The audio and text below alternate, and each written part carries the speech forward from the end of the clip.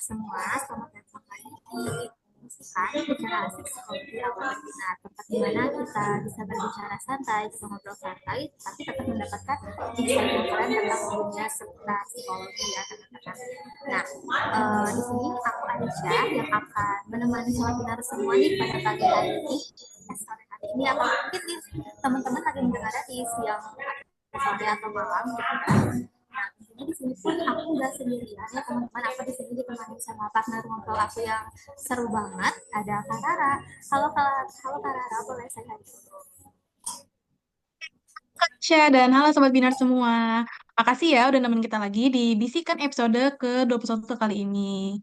Nah, di episode kali ini kita punya narasumber spesial nih teman-teman yang bakal nemenin kita buat menjelajahi topik yang menarik banget tentunya. Dan aku silakan, selamat datang Kak Adis Mara Putri Pradiri, MPSI Psikolog. Halo semuanya Sobat Berbinar, thank you nih udah diundang di Bisikan yang, wah kayaknya udah banyak banget ya dan udah beberapa kali nih teman-teman Sobat Binar akan lihat saya di sini nih. Oke, thank you juga buat Tahira dan juga Aisyah sudah hadir di Bisikan kali ini dan jadi co-host dan host saya nih. Thank you so much everyone. Ya, Adi sudah beberapa kali juga ya hadir di Bisikan ternyata. Senang banget nih bisa ngobrol sama Kak Adis lagi ya untuk Bisikan episode 21 kali ini. Nah, mungkin sebelum kita mulai, Kak Adis boleh memperkenalkan diri lagi nih ke sobat binar semua. Oke, thank you. Baik, Sobat Binar sekalian, aku Adis, aku adalah seorang psikolog klinis dewasa yang juga cukup fokus pada beberapa topik studi seperti kecemasan dan juga gangguan psikologi sehari-hari dan juga bisa memaksimalkan potensi dari teman-teman sekalian. Di sini, saya akan menjadi juga sebagai seorang psikolog dari Berbinar Insightful Indonesia. Keren banget ya ternyata Kak Adis ini. Nah, Sobat Binar, hari ini kita akan membahas topik yang relatable banget nih. Kayaknya ya sama kita, apalagi buat kalian yang apa ya ingin mencari cara untuk lebih produktif atau mungkin ingin memulai suatu kegiatan baru atau rutinitas baru gitu ya, atau kebiasaan-kebiasaan baru gitu ya. Nah, jadi apa sih tema kita hari ini? Nah, tema kita hari ini adalah pola hidup sukses mulai dari rutinitas harian. Kita semua pasti tahu lah ya bahwa kesuksesan itu nggak cuma soal tujuan besar doang ya teman-teman, tapi juga soal langkah kecil yang kita lakukan setiap hari, ya kan Kak Rara? Oke, bener banget sih Kak Aisyah. Nah, Sobat Binar pasti penasaran kan, emang hidup sukses itu ada polanya ya. Terus sepenting apa sih kita punya pola itu buat diimplementasikan pada rutinitas harian kita. Jadi, daripada penasaran terus, semuanya bakal kita bahas di Bisikan episode 21 hari ini, yang tentunya bersama narasumber kece kita, Kak Adis Mara. Langsung aja nih kita mulai ya ke pembicaraan kita hari ini. Kita Adis, mungkin kita mulai dari yang paling dasar dulu nih ya, biar tahu sebenarnya rutinitas harian itu apa sih dan memang sepenting apa rutinitas harian itu untuk kesuksesan kita Kak? Oke, thank you. Baiklah. Jadi kalau misalnya soal rutinitas harian, kayaknya tuh teman-teman lebih paham ya tentang rutinitas harian kalian ya. Mungkin nggak perlu dijelasin lagi. Bahwasannya setiap orang memiliki pola rutinitas harian yang berbeda nih. Mulai dari misalnya jam biologis mereka, mungkin pola tidur nih teman-teman ya. Pasti ada yang tidurnya mungkin di atas jam 12 malam nih ya mungkin. Atau ada yang, ini pulang dari kuliah jam 7 udah molor aja nih misalnya nih ya. Nempel kasur udah tidur aja misalnya kayak gitu. Itu juga akan ada. Jadi pola rutinitas harian itu sangat berbeda-beda, baik dari pekerjaan maupun juga pola istirahat dan juga bagaimana cara kita merecharge energi. Kayak gitu sih Aisyah. Jadi rutinitas harian itu ya sebenarnya hal-hal yang kita lakukan aja gitu ya biasa hari itu ngapain, dan sebenarnya rutinitas harian itu juga bisa apa ya, kalau menurut Kak Adis itu bisa apa ya, sebagai fondasi buat tujuan kita yang ingin kita capai, jadi maksudnya ngaruh kasih sama tujuan yang ingin kita capai dengan rutinitas kita sehari-hari. Oke, baik. Kalau misalnya dibilang nih ya, bisa nggak sih mendukung impian sama tujuan kita? Ini pertanyaan yang cukup tricky juga ya kalau menurut saya ya. Karena rutinitas harian itu sebenarnya kan menjadi pola cara kita untuk bisa beraktivitas sehari-hari, fungsional sehari-hari. Nah, kalau memang misalnya kita bilang bahwa ada nggak sih rutinitas harian yang bisa mendukung tujuan kita ya? Saya akan bilang bahwa rutinitas yang terbaik adalah rutinitas yang membuat kalian nyaman dan juga produktif. Nggak ada istilah bahwa, oh kamu itu harus bisa mengikuti rutinitas tertentu untuk bisa mencapai. Karena sebelumnya pada sekitar tahun 2020 awal ataupun juga mungkin sekitar 2018 awal, di antara tahun-tahun tersebut itu sangat banyak muncul dengan yang namanya hustle culture, yaitu adalah budaya bekerja yang terus-menerus, baik itu kuliah, bekerja, pokoknya kamu harus bekerja keras untuk bisa mendapatkan banyak sekali hal-hal yang tidak bisa kamu dapatkan. Nah, sedangkan hal ini sangat berbeda dengan pola sekarang yaitu slow living, di mana kita diminta untuk mindful dan menikmati semua perjalanan dan aktivitas yang kita lakukan. Kedua hal ini tidak ada yang benar dan tidak ada yang salah karena mereka semua merupakan bentuk pola hidup yang sesuai dengan kebutuhannya masing-masing nih gitu. Jadi kalau kita bilang rutinitas harian apakah ada yang bisa mendukung kesuksesan kita, ya tinggal kita lihat kalimat sukses itu sebenarnya apa sih? Itu kan sebuah pertanyaan ya teman-teman ya. Sukses itu apa? Ada yang suksesnya mereka adalah mencapai gaji yang tinggi, misalnya pekerjaan yang top 5 di Indonesia. Ada juga yang suksesnya mereka adalah berkumpul dengan keluarga. Jadi kalau misalnya kita tanya gimana ya caranya untuk bisa mencapai itu? Well, let's define the success itself dulu. Kemudian baru setelah itu kita tentukan mana sih rutinitas harian yang paling cocok dengan kita. Tapi satu lagi, manusia itu tidak ada yang pasti kecuali perubahan. Jadi kalau teman-teman merasa bahwa dulu adalah seorang hustle culture yang sangat suka bekerja, lembur, kemudian hobi banget nih yang namanya kerja SKS atau sistem kebut semalam, ya mungkin teman-teman yang kuliah juga nih. Tapi ternyata setelah itu kalian merasa bahwa slow living lebih cocok buat kalian, so why not? Jadi jangan pernah khawatir untuk mencoba berbagai pola hidup yang bisa kalian coba. Ya, tadi kan kakak juga udah jelasin nih, kayak beberapa rutinitas rutinitas harian yang ternyata bisa kita lakukan buat mencapai tujuan sukses yang cocok sama diri kita ya kak, yang membuat kita nyaman juga, yang emang kita enjoy gitu jalaninnya. Terus aku juga pengen nanya nih, setelah tadi kakak jabarin tentang itu, gimana sih langkah pertama buat ngebangun kebiasaan itu tuh kak? Gimana langkah pertama buat kita ngebangun kebiasaan yang bisa membawa kita dengan impian dan tujuan hidup kita tuh, Kak. Oke, pertanyaannya ini agak tricky juga ya. Sebenarnya kalau misalnya nih saya boleh tanya langsung nih ke Taira lagi nih. Emang apa sih sukses menurut kamu, Taira? Waduh, apa ya, Kak? Sejauh ini sukses menurut aku bener-bener bisa enjoy sih, Kak. Tadi balik lagi, aku enjoy menjalani rutinitas aku dan aku bisa mencapai target aku dengan yang apa ya, dengan usaha yang aku bilang gak berat gitu buat aku juga. Oke, lalu sekarang apa yang salah dari rutinitas kamu sampai ada pertanyaan gimana caranya membangun rutinitas, langkah awal membangun rutinitas yang bagus? Apa nih emang apa problemnya apa nih? Menurut aku mungkin karena aku masih sulit di kata konsisten ya Kak. Konsisten itu menurut aku masih susah banget karena ada hari di mana aku merasa produktif banget, tapi ada juga hari di mana kok kayaknya aku susah banget ya buat balik track lagi ke rutinitas aku yang sebelumnya. Oke, lalu apa yang salah dengan itu? Emang kalau nggak konsisten, what's wrong? Nah, di situ aku merasa apa mungkin langkah aku apa ya, langkah start aku mungkin yang salah, mungkin start aku dari niatnya masih ada yang kurang atau mungkin aku juga sulit untuk mengembalikan motivasi lagi gitu Kak. Oke, nah ini jadi contoh yang menarik ya Sobat Binar sekalian ya bahwa Taira tadi fokusnya adalah konsisten, aku harus konsisten terus. Padahal yang namanya manusia, kita itu punya sebuah pola di mana kita butuh istirahat dan juga enggak. Inilah kenapa pentingnya kita mengetahui energi kita. Kapan sih kita bergerak paling aktif? Apakah di pagi hari atau di malam hari? Kapankah kita lebih aktif? Apakah dengan pekerjaan administratif kayak misalnya ya cuma ketik-ketik doang atau jangan-jangan kita suka nih praktek di lapangan. Kita yang pertama harus tahu tentang itu, energi. Jadi bukan langkah supaya konsisten, tetapi bagaimana kita bisa memaksimalkan ketika energi kita paling tinggi gitu. Jadi teman-teman mungkin yang perlu kita luruskan ya bahwa di sini rutinitas itu bukan soal bekerja, tetapi juga soal beristirahat, rileks, menikmati hidup, itu juga merupakan sebuah rutinitas yang perlu kita budayakan. Kayak gitu sih, Taira.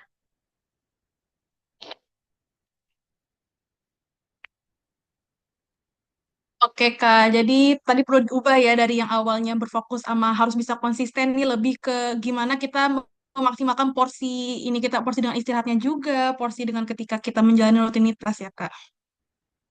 Bener banget. Rutinitas kecil yang tadi ya Kak. Mungkin di sini Kak Adis bisa ngasih contoh, mungkin contoh sederhana tentang rutinitas sederhana yang mungkin bisa meningkatkan produktivitas kita. Oke, baik. Sekali lagi ini saya koreksi ya, bahwa rutinitas itu bukan soal produktivitas, tetapi juga bisa memaksimalkan hidup kita dengan lebih baik. Jadi kalau di saya bukanlah penganut produktivitas. Walaupun saya punya energi yang besar, tetapi saya bukan tipe orang yang harus produktif 24 jam per 7 gitu. Tapi di sini bagaimana kita bisa menjaga kesehatan mental kita dengan lebih baik gitu. Jadi produktivitas itu bukan sesuatu yang saya cari. Tetapi di sini saya bisa memulai dengan cara kita mengetahui energi level kita. Misalnya contoh yang paling mudah adalah ketika misalnya kapan sih saya harus beristirahat misalnya 8 jam, kapan saya harus berolahraga misalnya saya membutuhkan olahraga supaya badan saya tetap bisa terjaga kesehatannya. Nah, itu kan nggak ada hubungan sama produktivitas ya, tapi lebih kepada well-being kita. Nah, saya akan menyiapkan Sabtu Minggu untuk berlari misalnya, lari di lapangan gelanggang olahraga gitu. Dan kalaupun ternyata nggak bisa, kalau mungkin tadi menurut Tahira ya, aduh nggak konsisten kok aku jadi lemas ya. Ya saya akan mengizinkan diri saya untuk beristirahat. Karena siapa tahu tubuh kita itu bukan ingin konsisten, tapi ingin istirahat. Udah konsisten belum istirahatnya? Nah itu yang akan perlu kita analisis bareng. Gitu sih Aisyah. Lebih disesuaikan lagi ya sama kebutuhan kita. Dan juga memang apa ya, tidur atau istirahat itu memang sangat-sangat dibutuhkan sih, karena ada teman aku juga gitu ya Kak. Dia itu sebenarnya ini beda sih kan, kalau misalkan orang lain tuh biasanya ya Kak, kalau kerja itu satu-satu gitu ya, nggak apa sih namanya multitasking gitu, tapi kalau dia justru multitasking, tapi bedanya dia itu tidurnya harus cukup gitu, kayak memang benar-benar tiap hari harus tidurnya 7 jam. Nah, dia bisa tetap produktif walaupun dengan multitasking gitu. Sedangkan kalau orang lain dia nggak multitasking tapi malah tidurnya kayak cuma 3 jam. Ya. Oke. Ya jadinya kayak ini ya apa namanya? Tiap orang ternyata punya beda-beda banget ya. Ada yang bisa multitasking, ada yang enggak, dan itu nggak apa-apa teman-teman. Jadi saya ingin mengajak seluruh sobat Binar ya untuk merubah perspektif bahwa rutinitas itu bukan soal produktivitas, tetapi bagaimana kita bisa menemukan keseharian yang membuat kita berfungsi maksimal. Kalau memang multitasking bukan merupakan cara teman-teman untuk bisa bekerja, ya jangan lakukan multitasking. Kalau misalnya Sobat Binar lebih suka untuk melakukan multitasking, nggak apa-apa melakukan multitasking. Tapi jangan lupa bahwa tubuh kita itu bukan robot. Tapi kita adalah manusia yang membutuhkan pola istirahat yang cukup tanpa perlu untuk memaksakan diri. Karena kalau bukan kita yang mencintai diri kita, itu siapa lagi? Jangan memaksa diri sendiri. Karena memaksa diri sendiri, memaksa kalian sendiri itu tugasnya orang lain. Kita yang harus bisa mendefense diri kita sendiri dari perasaan harus dituntut produktif dan sebagainya. Kayak aku juga setuju banget sih sama Kak Aisyah dan Kak Adis juga yang tadi disampaikan. Itu tuh kita nggak boleh maksain sama sekali rutinitas kita. Tapi Kak, aku penasaran nih gimana kita membedakan kalau kita memang butuh istirahat sama ketika kita lagi demotivasi. Kak, soalnya kan mirip-mirip ya Kak. Kadang kayak orang merasa, oh enggak, aku memang lagi butuh me time aja, aku memang lagi butuh istirahat. Padahal dia sebenarnya lagi demot berkepanjangan. Cara membedakannya gimana ya Kak? Oke, Oke, one question lagi nih. Emang kalau demot itu apa sih hal terburuk yang bisa terjadi dengan demotivasi? Emang kenapa kalau orang demotivasi nih, Taira? Oke, pengalaman aku sama yang aku lihat dari teman-teman aku, kalau misalnya seseorang lagi demotivasi, biasanya kerjaan dia nggak selesai, Kak. Terus dia menjalani suatu hal yang harusnya bisa lebih ringan, itu jadi berat banget rasanya. Kira-kira itu, dan itu berdampak banget juga sama kinerja dia di perkuliahan, atau mungkin ketika dia ikut organisasi gitu, Kak. Nah, ini kata kuncinya gini ya, Sobat Binar ya. Ketika berkepanjangan dan melakukan hal kecil pun itu jadi terasa berat. Memang benar. Kadang kita sulit untuk membedakan demotivasi dan juga butuh energi, butuh rehat, recharge energi ya. Tapi kalau misalnya saya boleh bilang, yang pertama, langkah pertama adalah ketika kita tahu itu kita nggak boleh ngejudge bahwa aku nggak boleh nih demotivasi. Itu nggak. Kalau saya alirannya, ini kan mungkin ada beberapa orang yang lebih suka dipecut ya. Kalau saya alirannya, ketika terjadi demotivasi, berarti ada satu hal yang belum terpenuhi, gitu. Atau kamu sedang melarikan diri dari sesuatu. Buat tipe beberapa orang perlu untuk dipecut. Tapi buat saya, kita akan coba gali kamu kurangnya apa. oh ternyata pekerjaan ini membuatku teringat kegagalan di masa lalu. Nah, ayo kita betulkan yang di situ sambil kita melakukan suatu pekerjaan yang membuat kamu tetap bergerak. Mesin jika terlalu lama mati, manasinnya agak lama. Karena itu, saat kita sedang menangani sebuah kasus demotivasi, biasanya saya coba cari langkah apa yang bisa kamu lakukan untuk terus konsisten berjalan meskipun kamu tidak mengerjakan itu. Tadi contohnya bagus ya, mengerjakan tugas sudah lama banget nggak ngerjain. Kalau memang isu besarnya dari pekerjaan itu, berarti bukan itu yang kita tanganin. Tapi kita akan coba melakukan keseharian. Sudah makan belum 3 kali sehari? Sudah mandi belum? Bahkan sering banget ya teman-teman ya, kita temukan orang-orang yang kan sulit untuk mandi, bangun dari tempat tidur, dan itu bisa menjadi salah satu gejala awal depresi jika terjadi 2 minggu atau lebih. Nah, oleh karena itu, yang pertama kita perlu untuk menghindari stigma bahwa kamu itu malas, demotivasi itu malas. Tidak. Demotivasi berarti ada sesuatu yang belum terpenuhi atau dia sedang menghindari sesuatu itu. Jadi, kita bisa coba untuk fokus pada finding out apa yang menjadi alasan kita untuk tidak mau, dan juga kita coba melakukan satu hal konsisten setiap hari. Gitu sih. Oke, udah kegambar banget sih, Kak. Jadi bener banget Sobat Binar yang dibilang Kak Adis ketika mungkin nanti Sobat Binar ada yang merasa lagi demotivasi dan sebagainya, jangan terlalu lihat itu sebagai hal yang negatif ya, tapi dilihat juga mungkin ada yang belum terpenuhi, ada yang belum selesai gitu ya, ada yang belum berdamai dari diri Sobat Binar. Sehingga ke depannya Sobat Binar bisa kembali buat menemukan rutinitas yang membuat Sobat Binar bisa produktif juga. Oke, Kak. Selanjutnya mungkin Kak Isya ada pertanyaan lain. Ya Kak, mungkin tadi kan apa ya, dari kata-kata yang kita harus konsisten, mungkin konsisten dari rutinitas kita tadi gitu ya, aku jadi kepikiran Kak. Nah kalau misalkan orang ingin juga ketika berusahanya ingin konsisten di dalam rutinitasnya sampai dia itu merasa kayak kaku gitu loh kan ngejalanin rutinitasnya. Nah apakah itu akan berdampak negatif untuk kesehatan? Yang terakhir gimana? Kalau misalnya konsisten, terus? Ya kalau misalkan tadi kan dia tuh berusaha untuk konsisten ya dengan rutinitas kesehariannya gitu sampai kayak merasa kaku gitu loh untuk menjalani si rutinitasnya. Nah apakah kalau misalkan kita sampai kayak kaku gitu ya dalam menjalani rutinitas ini, apakah itu akan berdampak negatif ke kesehatan mental? Nah itu. Oke, thank you pertanyaannya. Oke, boleh dikoreksi ya. Berarti ini kayaknya kalau karena dia sangat konsisten, jadi sampai takut apakah ini berdampak pada kesehatan mentalnya gitu kah, Aisyah? Oke, betul. Ini pertanyaan bagus banget ya dari Aisyah ya. Thank you udah tanya. Jadi memang ketika misalnya seringkali yang menjadi musuh nomor satu kita itu kan diri kita sendiri ya. Kita itu kayak alpukat nih teman-teman. Ada sebuah kutipan yang bagus. Manusia itu kayak alpukat, lembut buat ke orang lain tapi keras untuk diri kita sendiri. Bener nggak sih? Nah, karena itu saya di sini itu mau untuk hadir untuk mengingatkan bahwa it's okay to rest. It's okay untuk beristirahat dan it's okay untuk ups and downs. Teman-teman pernah makan ini nggak ya?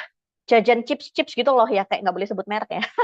Chips-chips itu kan ada yang kayak wavy gitu kan, apa yang bergelombang. Nah, snack aja ada gelombangnya, apalagi kehidupan manusia yang dinamis banget nih. Karena satu-satunya yang konstan dalam hidup manusia adalah ketidakkonstanan itu sendiri, perubahan itu sendiri. Jadi jika teman-teman merasa bahwa kenapa ya aku nggak konsisten dan aku harus konsisten, maka jawabannya adalah it's okay untuk nggak jadi konsisten. Karena kita perlu percaya bahwa diri kita itu tahu apa yang diri kita rasakan. Gitu. Banyak banget di apa ya zaman sekarang yang terlalu mendengarkan apa ya itu tadi hustle culture ataupun budaya untuk aku harus striving my best untuk menjadi yang terbaik. Padahal sebenarnya striving your best adalah cara yang terbaik. Jadi bukan everyone's best, the best, tapi kamu bestnya kamu itu yang sejauh mana. Dan ketika memang bestmu adalah ya udahlah segini aja bawah ya udah nggak apa-apa lakukan itu. Gitu. Kalian dikejar apa sih emang? Nah kayak gitu sih sebenarnya gitu. Gitu sih Aisyah. Thank you udah sharing. Jadi ya jadi sebenarnya setiap orang itu punya apa ya kayak caranya masing-masing ya beda-beda gitu nggak bisa digeneralisir lah ke semua orang.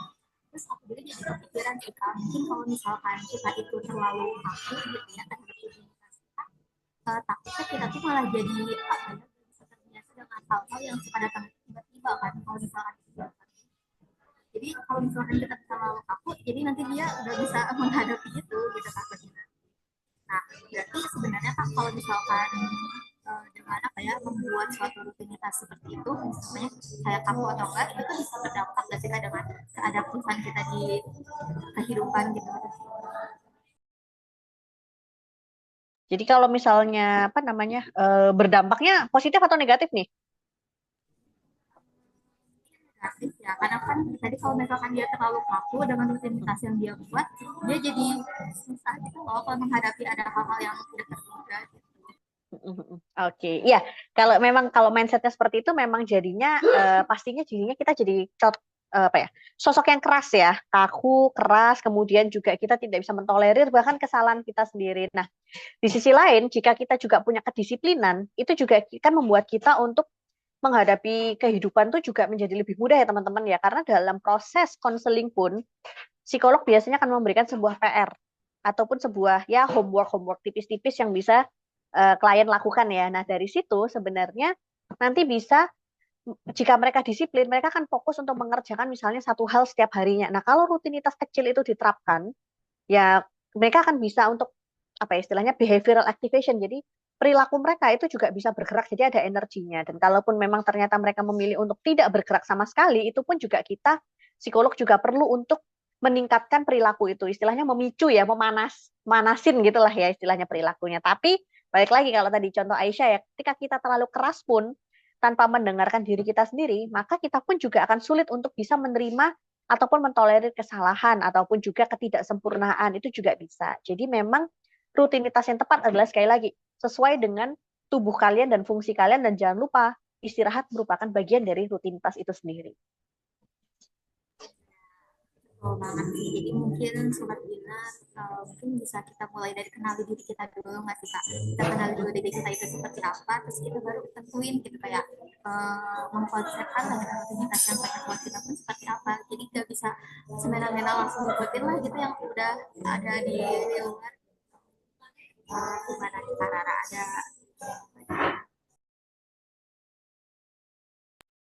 Oke, aku juga udah setuju banget sih Kak Aisyah, bener banget. Terus em, mungkin aku pengen tanya lanjutan ya Kak, kalau tadi kita udah ngebahas soal gimana kalau kita terlalu kaku sama rutinitas kita, sekarang gimana kita bisa, Kakak punya tips gak nih gimana biar ketika kita harus menjalani aktivitas yang berat di hari itu, gimana biar itu bisa dibuat lebih santai nih Kak? Oke, thank you nih pertanyaannya nih Rara, bagus juga ya. Gimana caranya supaya aktivitas berat itu kita santai? Nah, perlu adanya pelurusan miskonsepsi bahwa hidup santai itu nggak ada stres. Itu nggak ya, salah. Bedanya kita bisa nggak sih mengelola stres di situasi yang memang kita butuh stres dan juga bisa mengelola stres di situasi yang sebenarnya nggak butuh stres. Stres itu ada dua, yaitu eustress dan juga distress. Eustress itu mendorong kita untuk menyelesaikan sebuah tugas, accomplishing something, kemudian uh, menyelesaikan goal-goal yang seharusnya kita dapatkan. Sedangkan distress merupakan stres yang terjadi karena kita misalnya ingin perfeksionis, melepas apa ya, taking control of everything, nah itu distress. Sedangkan eustress adalah, wah ada deadline nih, emang berat ya, emang kita harus lakukan. Jadi memang kita bukan meninggalkan stres ya teman-teman ya, tapi mengetahui sejauh mana kita bisa mentoleransi stres tersebut. Ketika misalnya bikin skripsi, skripsi berat kak, stres ya memang, udah nggak mungkin ada mahasiswa nggak stres skripsi itu nggak mungkin gitu. Bedanya dengan stres itu apa yang bisa kamu lakukan? Bagaimana kamu bisa relaks? Bagaimana kamu membagi istirahatmu? Kalau ternyata kamu kerjanya adalah, enggak kak, pokoknya aku harus SKS, pokoknya hamin satu pengumpulan aku harus ngerjain 5 bab. Itu stres yang dibikin sendiri kan? Jelas itu di stres. Sedangkan eustress adalah, aku tahu ada deadline tanggal segini, stres memang, tapi aku bisa menentukan apa yang bisa aku lakukan untuk mencapai. Gitu. Bedanya di situ. Jadi santai itu sekali lagi, bukan berarti nggak ada stres, tapi mengenali bahwa aku tipenya nggak bisa SKS. Aku tipenya butuh untuk dibagi-bagi tugasnya, berarti ya sudah stresku adalah stres membagi tugasnya, bukan stres SKS-nya. Nah, kayak gitu, bukan stres ngerjainnya. Kayak gitu sih, Rara. Oh, oke Kak. Jadi berarti kita di balik sebelum kita menghindari stres itu kita juga harus tahu porsi stres diri kita ya. Ada stres Mm-mm, yang mungkin mm-mm, kita gak bisa menerima itu. Ada juga mm-mm. yang mungkin kita ya udah kita bisa tetap menjalaninya walaupun dengan stres tadi ya Kak. Yes, benar banget. Karena kan kita yang nggak bisa kita kontrol itu kan perlu kita lepaskan. Nah, kalau memang dia bisa kontrol dan memang bikin stres, ya nggak apa-apa selama kita bisa kontrol. Setelah kita accomplishing goal ataupun masalah tersebut, insya Allah kita akan sudah selesai stresnya di situ. Gitu sih. Oh, oke, Kak. Em, aku mungkin ada mau nanya lagi kali ya. Kalau misalnya kita mentok banget harus menghadapi suatu hal dan kita lagi stresnya banget, mungkin karena faktor lain di luar pekerjaan itu, cara kita overcome-nya gimana ya, Kak, tipsnya? Oke, nice question nih ya. Ibarat manusia tuh ibarat ember nih teman-teman. Ember tuh kan gini ya. Nah, air itu adalah stresnya. Pekerjaan, kuliah, keluarga, belum lagi dengan pertemanan. Nah, stres yang baik itu ada kadar toleransinya. Misalnya ini embernya ya, kita toleransinya sini nih, 1/10-nya deh. Nah, kita harus memastikan apakah ember tersebut tuh bocor. Jadi kalau di stres itu ya apa? Kalau di analogi stres, ember yang bocor itu ember yang bagus. Karena stresnya bisa keluar kan. Atau ada pipa deh ya, pipanya nggak mampet gitu. Nah, kalau pipanya mampet, stresnya akan numpuk-numpuk-numpuk terus. Nah, biasanya hal ini diakibatkan karena kita tidak memberi jeda untuk diri kita sendiri gitu. Jadi airnya numpuk aja, kerannya mampet nih, nggak dikeluar-keluarin. Apalagi kalau tipenya orangnya yang kayak, enggak, aku bisa menghadapi ini sendiri, nggak apa-apa stres. Nah, nggak apa-apa stres itu sebenarnya apa-apa tuh. Karena sebenarnya stres yang kamu dapatkan itu tidak keluar. Jadi sih bisa kelihatan ya, stres itu nggak bisa terhindarkan. Airnya akan tetap hujan nih. Hujan tuh nggak bisa kita bilang, jangan hujan dulu dong. Airnya akan terus masuk ke ember. Bedanya kita bisa nggak mengelola keran di ember tersebut gitu. Kalau kerannya sudah berjalan dengan baik, berapapun air yang masuk, ya stres tapi keluar, stres keluar, kayak gitu sih. Jadi memang pengelolaan stres itu sendiri yang menjadi power dari kita semua, seperti mengambil jeda misalnya, bahwa kita itu stres karena overwhelm ya. Kalimatnya teman-teman tahu overwhelm yang terlalu banyak itu karena kita stres yang sebelumnya belum keluar ditambah lagi, iya nggak sih? Ini kok makin banyak. Nah, kita bisa mengeluarkannya dengan satu-satu, journaling, take a deep breath, mengambil jeda, bahkan tidak berkomunikasi dalam artinya tidak mengakses sosmed, tidak mengakses WA dan sebagainya, untuk jeda untuk diri kita sendiri aja. Itu merupakan salah satu cara yang luar biasa.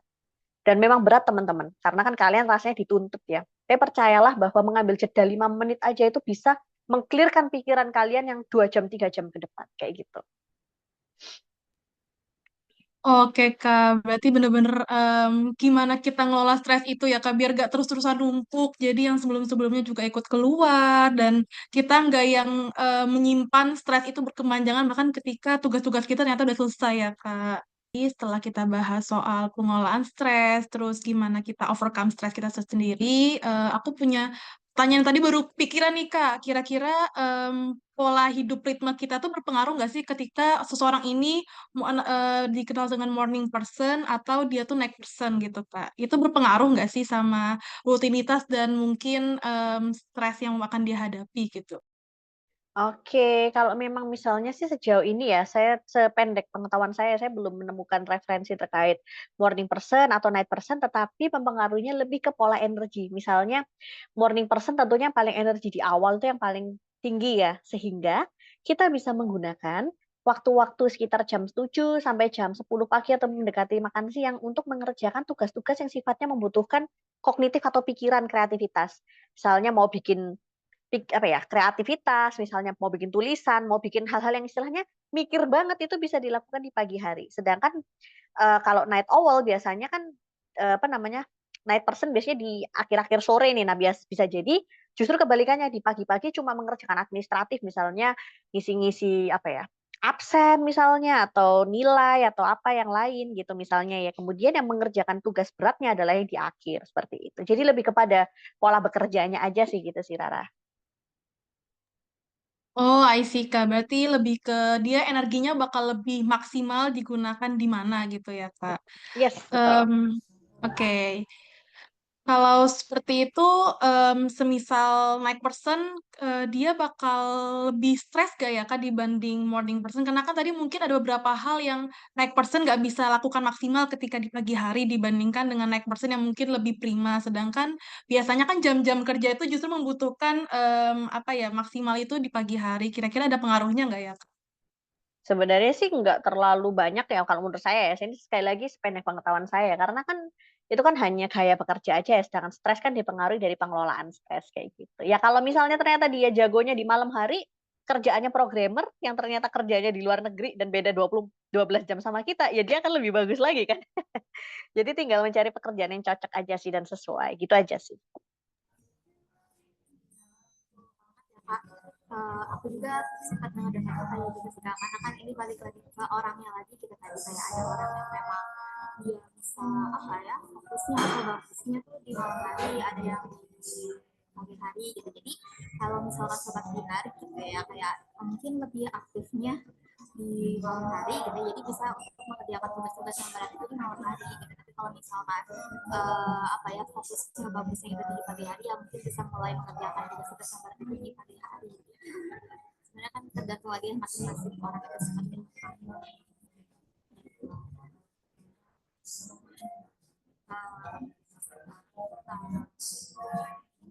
Kalau dari Kak Adis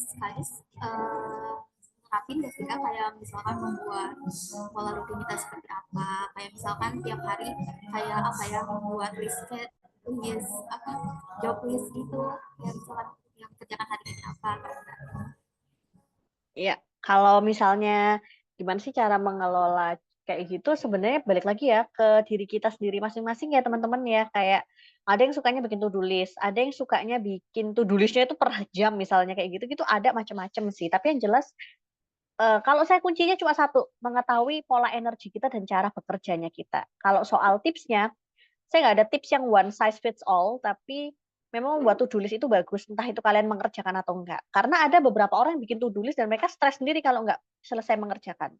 Padahal to-do list kan bisa jadi hanya sebuah guidance saja, misalnya seperti itu. Nah, itu kan butuh eksplorasi diri ya. Jadi, jangan pernah takut untuk mengeksplorasi diri, jangan menyalahkan diri sendiri, dan terima semua proses dari diri teman-teman. Karena kita akan selalu evolving, kita akan selalu berubah, improving, dan juga dengan demikian kita bisa cari tahu apa sih yang bisa kita gunakan untuk diri kita sendiri. Karena partner terbaiknya kita itu ya diri kita sendiri. Jadi kalau kita nggak mau untuk belajar tentang mengetahui, kayaknya kamu itu nggak suka kalau kerjanya pagi-pagi banget ya, misalnya kita ngomong gitu di depan cermin ya. Nah, kita bisa untuk improve, oke kalau gitu kita kerjanya seperti apa ya. Nah, itu akan jadi sebuah diskusi dengan diri sendiri untuk mengenali pola apa yang lebih hebat untuk diri kita sendiri. Kayak gitu sih. Iya betul banget ya, benar juga nih aku nggak kepikiran ternyata dengan membuat to do list itu bisa menjadi kesempatan kita untuk apa ya lebih mengenali diri kita sendiri gitu ya, untuk lebih mengerti pola apa sih yang cocok untuk kita lakuin. Aku juga jadi kepikiran nih gara-gara aku sempat apa ya aku nanya lah gitu ya ke beberapa orang karena terkait tugas kuliah aku juga, dan aku menemukan gitu ya Kak, ada orang yang dia itu membuat to do list tapi dia itu kayak bisa stres sendiri gitu loh Kak. Jadi kayak misalkan dia buat to do list ada 3 gitu ya. Nah, si misalkan apa ya kegiatan yang kedua itu nggak berhasil dia lakuin dan dia tuh kayak jadi males gitu untuk ngelakuin hal-hal selanjutnya. Nah, kalau menurut aku itu tuh kan seperti apa ya? Kayak apa mempengaruhi ekspektasi kita ketika jadi kayak dari tiap list-list yang kita buat itu kayak dipengaruhi oleh ekspektasi kita. Jadi sebenarnya itu mempengaruhi gitu kan. Terkait dengan ekspektasi atau yang mananya nih? Hmm, apakah si membuat to-do list ini tuh bisa mempengaruhi bagaimana cara kita berekspektasi gitu. Nah, apakah dengan membuat to-do list malah membuat kita berekspektasi yang tidak sesuai dengan kemampuan kita sebenarnya? Oke.